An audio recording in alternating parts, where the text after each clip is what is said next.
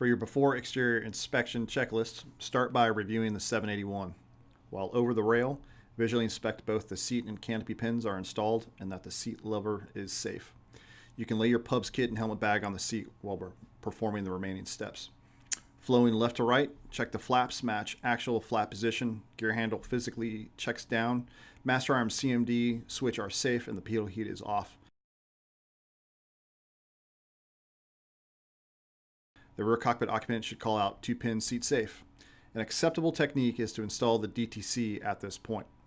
Turn the battery switch on, apply external power if available, set the EED to day. While the EED is initializing, stow your pubs kit and helmet bag. Next, check your seat. Check that both the left and right top latches are flush with no exposed yellow markings. Peel back the back pad to expose and check the O2 gauge. Make sure it's between 1800 and 2500 psi. An acceptable technique is to adjust the backrest at this point if required. Verify the emergency O2 hose is connected to the seat and also to the quick disconnect. Ensure the ADU mode selector is set to auto and move the SSK and lap belt away from the cushion. Next, ensure that the leg restraint lines are in place and that the upper and lower garters are set up in accordance with the squadron standards.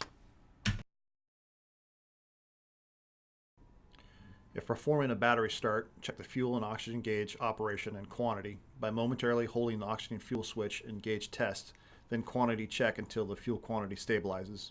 Note the fuel low caution should remain on until greater than 250 pounds and then extinguish.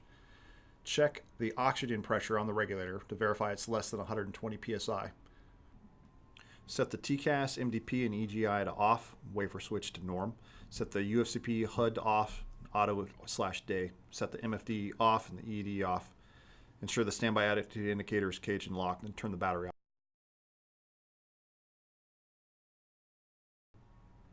With external power, check the fuel quantity on the EED and oxygen quantity just above the regulator. Check the oxygen pressure on the regulator to verify less than 120 psi. Set the avionics activation panels as TCAS, MDP, and EGI to on, and the wafer switch to norm.